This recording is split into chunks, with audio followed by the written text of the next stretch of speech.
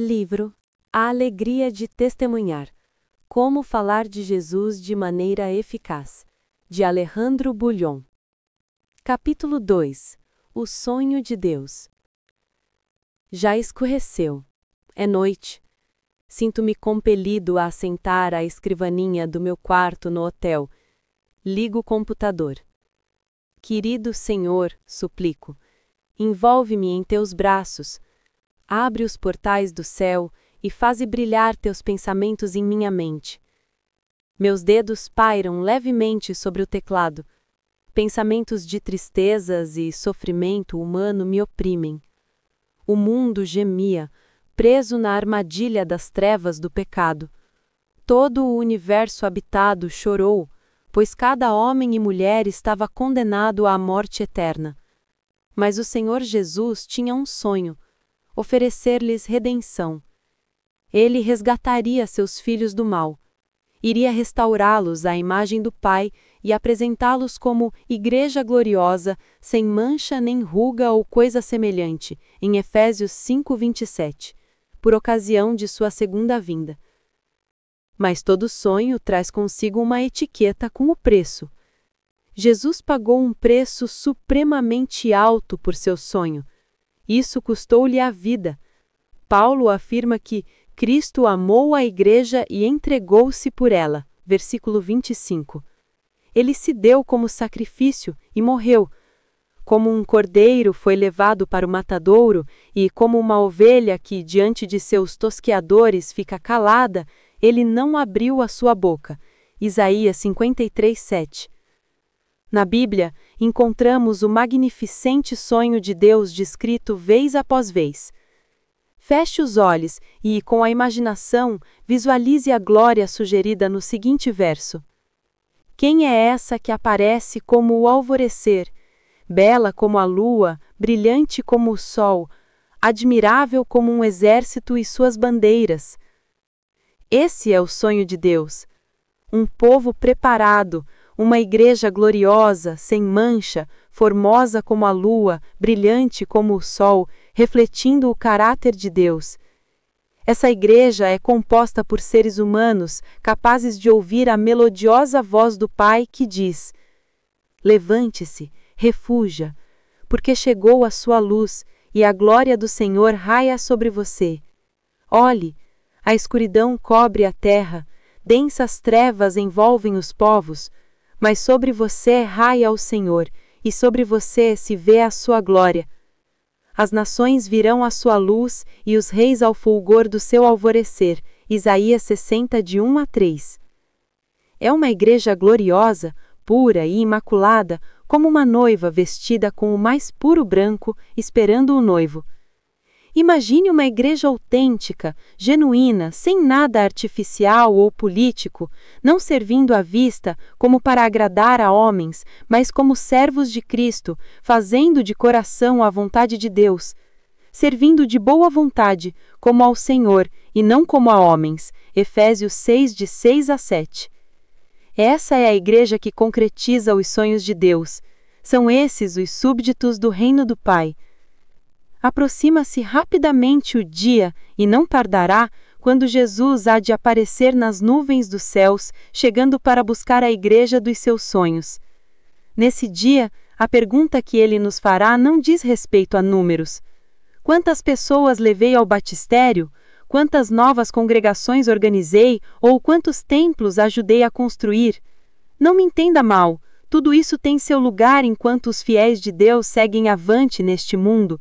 Mas de modo evidente, a pergunta que ele deseja ver respondida tem pouca relação com estatísticas. Tem tudo a ver com o sonho que o levou à cruz. Onde está a igreja gloriosa que pedi que você ajudasse a preparar para o nosso encontro? Temo que, naquele dia, as desculpas que eu murmuro sejam lamentavelmente inadequadas para justificar meu fracasso em cumprir suas expectativas. Que desculpas esfarrapadas eu posso apresentar a Jesus? Desculpe-me, eu estava tão ocupado dirigindo campanhas evangelísticas que simplesmente não consegui arranjar tempo para preparar a tua igreja gloriosa.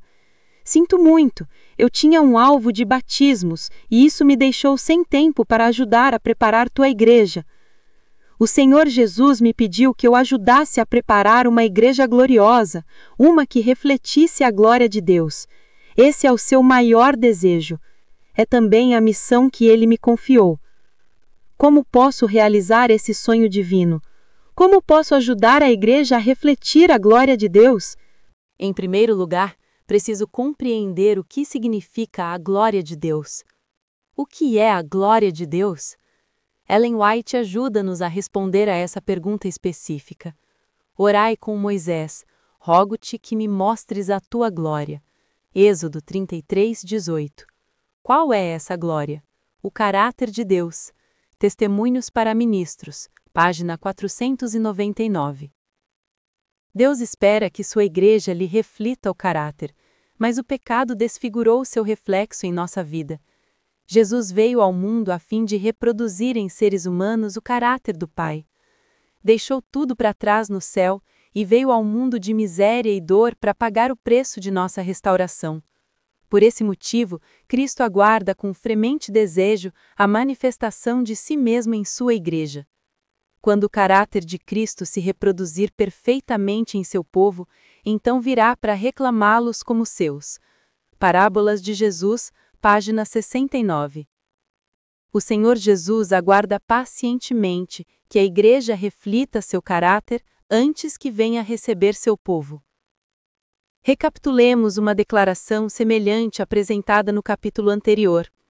Os últimos raios da luz misericordiosa, a última mensagem de graça a ser dada ao mundo, é uma revelação do caráter do amor divino.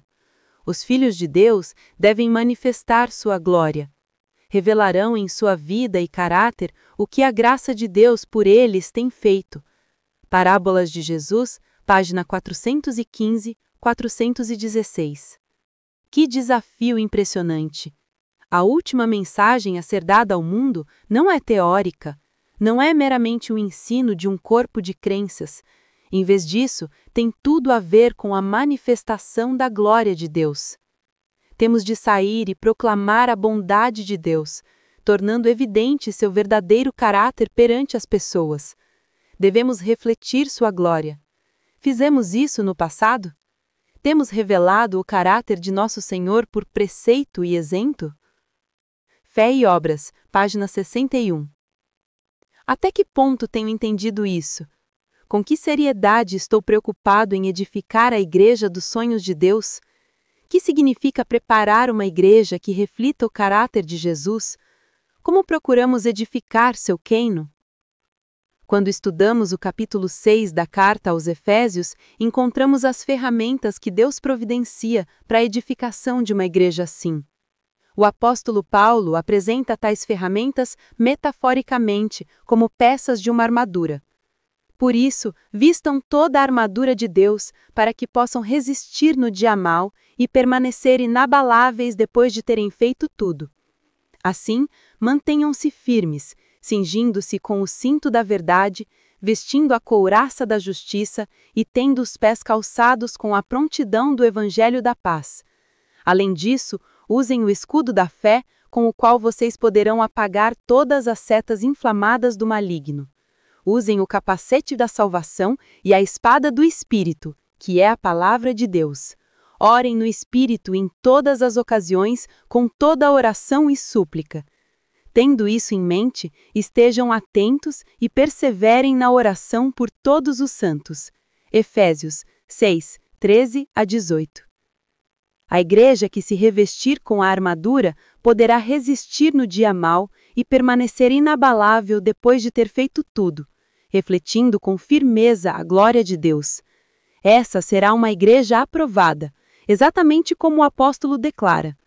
Lembre-se, então, que as ferramentas necessárias para refletir a glória de Deus são verdade, justiça, prontidão do evangelho da paz, fé, salvação, a palavra de Deus e a oração.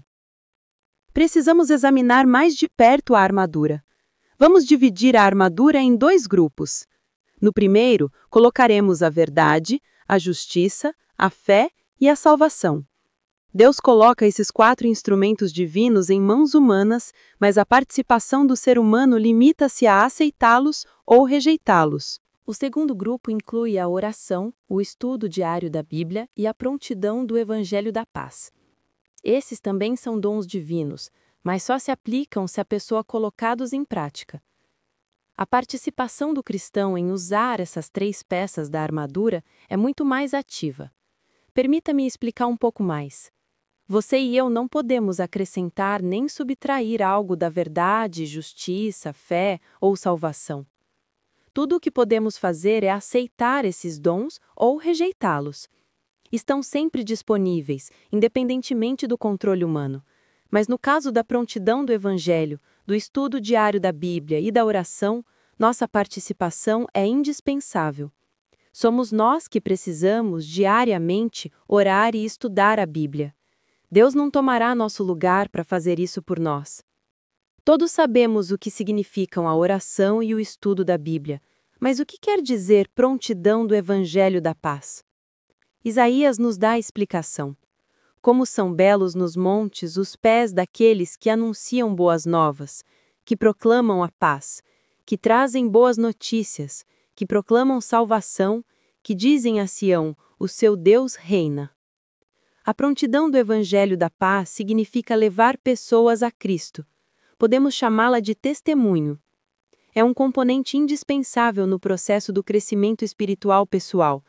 E o crescimento espiritual tem como objetivo fundamental preparar-nos para refletir o caráter de Jesus Cristo.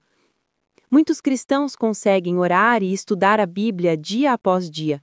A dificuldade para a maioria é conduzir pessoas aos pés de Jesus.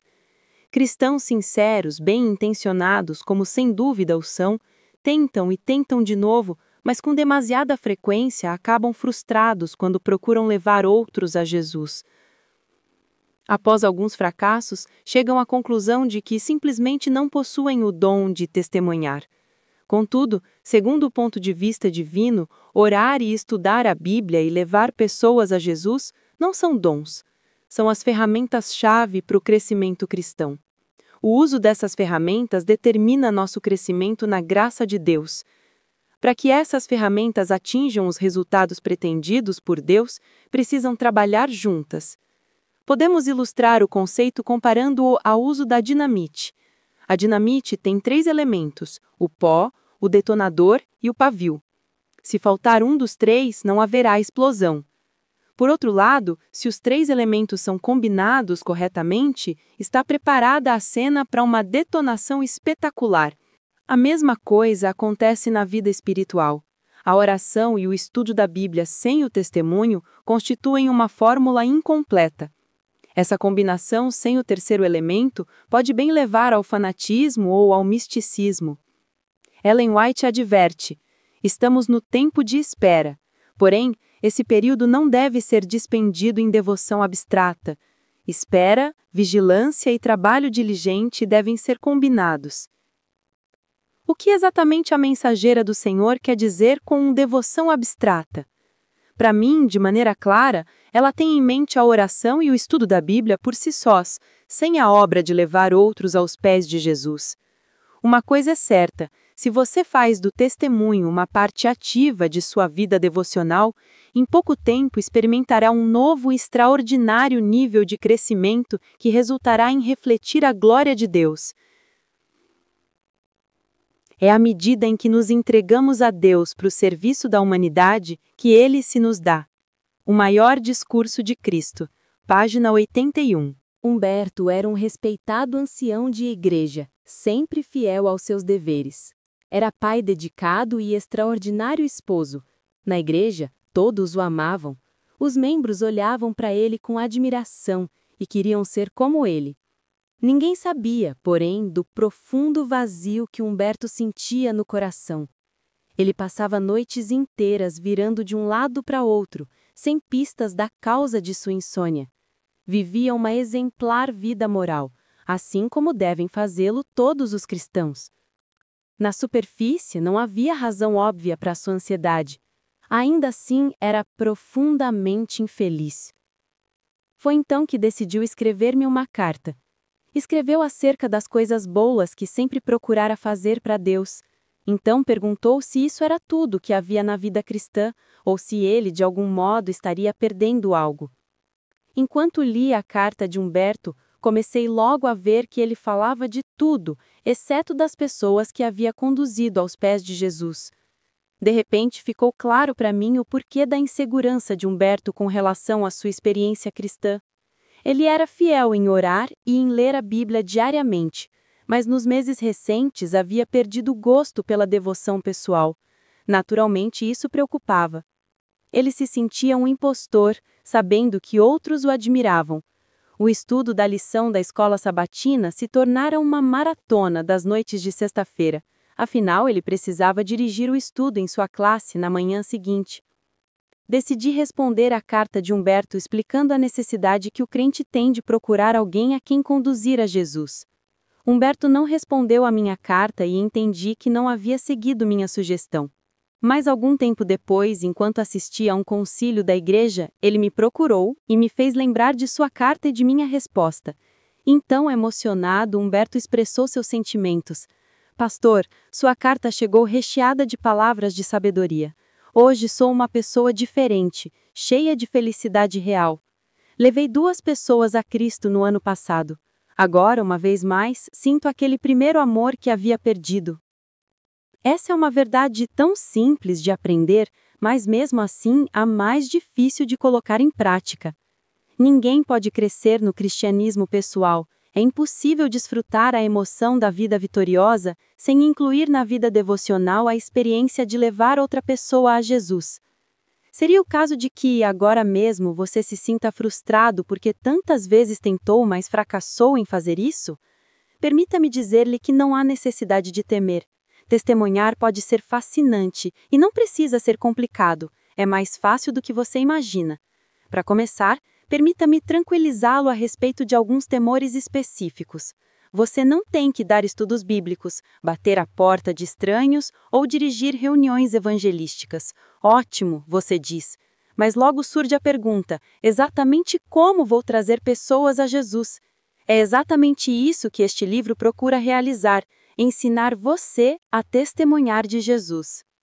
O desafio do testemunho fará com que você sinta a necessidade de oração contínua e estudo da Bíblia cada dia. Ao fazer isso, você se verá participando do sonho de Deus. Sua experiência espiritual desabrochará e você se tornará uma parte viva da Igreja gloriosa, sem mancha nem mácula, que Jesus virá receber. Você não gostaria de viver essa experiência?